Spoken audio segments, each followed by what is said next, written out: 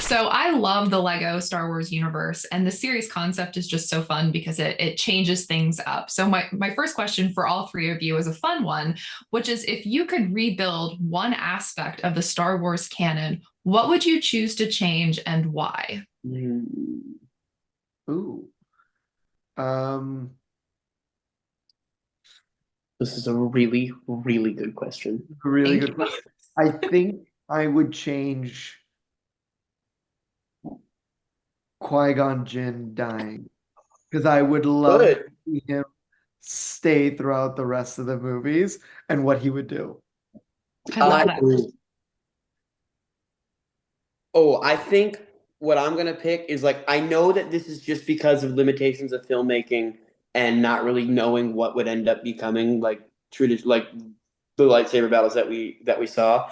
I would love for the duel between Vader and Obi-Wan in A New Hope to have like a revamp and to see like because we saw in Attack of the Clones, we saw Yoda like even though he's like old as hell and can't move, he just like lets the Force overtake him and like leaps around the walls. How cool would it be if Obi-Wan just like out of nowhere just starts running on the walls and backflipping over Vader and like it's like a crazy duel between two old farts?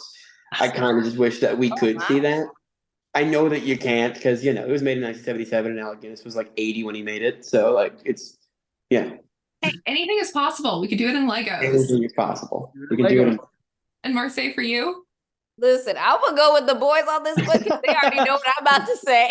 Because I only know a little, like only a few bits of the Star Wars world. So, like honestly, I'm gonna go with they say because These are good. Yeah, they're ours the are pretty pros. good. They're honestly the pros here. So Like that. Love that. Has being part of Star Wars now made you want to go back and kind of experience more of it and introduce yourself to aspects of it you maybe weren't super familiar with before? yes, like I'm currently trying to figure that out now. It's an ongoing joke on like every time I go into the studio with Dan and Benji, they're like, "So what Star Wars movie have you seen now?" I'm like, "None, not yet. I don't know." And as soon as I get some free time, like I'm literally gonna Mhm. turn on the TV and just go right into it. But yes, absolutely. I mean, I've known for so long how beloved of a franchise that it is and how it's loved by so many. And a lot of my family members are into it. So to be able to be in this world that is so welcoming as well to really learning and going from top to bottom is something it's exciting. I can't wait to do it. I love that. Tony, I have a question for you. So between Willow and this is now the second time I've seen you essentially fall to the proverbial dark side. Do they actually have cookies over on the dark side? Oh, They don't have cookies. no, damn They it. have a full No? Okay. Oh, that was bakery. a there you Incredible. go. That's all I'll say. You gotta come over. Come over to the dark side sometime, and I'll show you the bakery. You don't need a Okay. membership. Okay. You get a day pass. You just I go mean, in. They just pull come you in. through.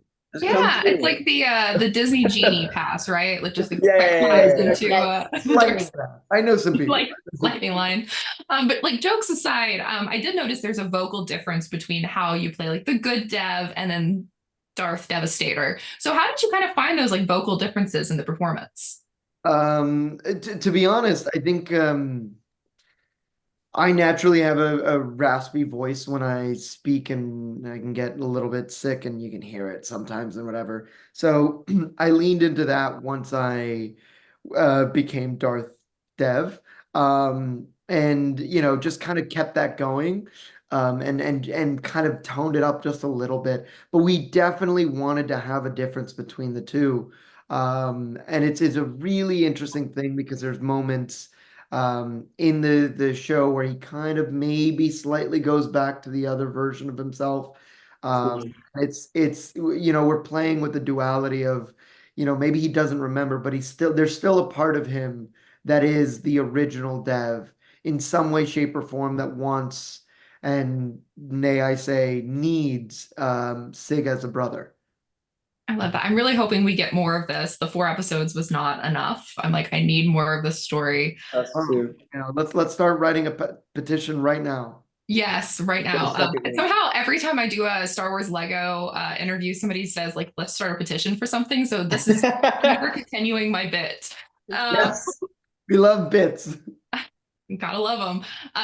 Gaten, for you, like, what was it like getting to be part of the Star Wars universe and like the audition process and joining this? It was an unreal experience. I mean, it's been my absolute dream since I was 7 years old. It's Star Wars is the reason that I have the love for cinema that I do. It started with that. That was my deep, deep obsession, and then it branched off from there. And I was actually, what was weird is like I remember I was in the middle of doing a show in New York, where I live, and I got an email from my manager, and they were just like, "Hey, is this something you'd be interested in? They want to give you the full script and see if this is something you want to approach." And I was like, I don't care if they want me to do one line. That's like a grunt somewhere. I'm there 100% without a doubt in my mind. And then, of course, I learned about how in depth of a character Sig was and how involved he was going to be in the story. And it just was the most elating feeling in the world. And then getting in the room with Dan, Benji, and Chris, who are just unreal. Just such an incredible trio on such an amazing project. And I mean, I can't tell you how many times I played the original Lego Star Wars Complete Saga game on my Wii, like to an extent where my mom was like, you are gonna rot your brain, mister." And yeah, it's a real honor to be here and to be doing it with such incredible people like Marsai and Tony. Love that. And now you can say, Mom, you see, it was I research was like, for "Mom, future yeah, role. come on, it was research. Thank you. I always knew. I always knew." And then Marseille, for my last question, I'm curious, like, where do you see Yesi's journey going if we do get a successful petition for season 2? Oh man, I think that's the beauty of Yesi is like there's so many opportunities for her to just do whatever and she's just ready to go.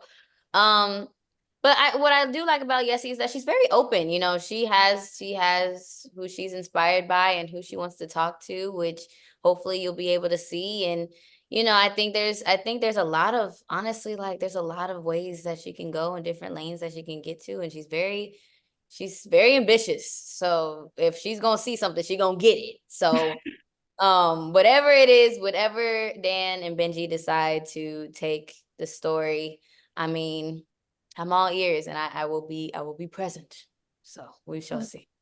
Excellent. Well, thank you, all three of you, so much for this. This was great. Thank you, Maggie. You.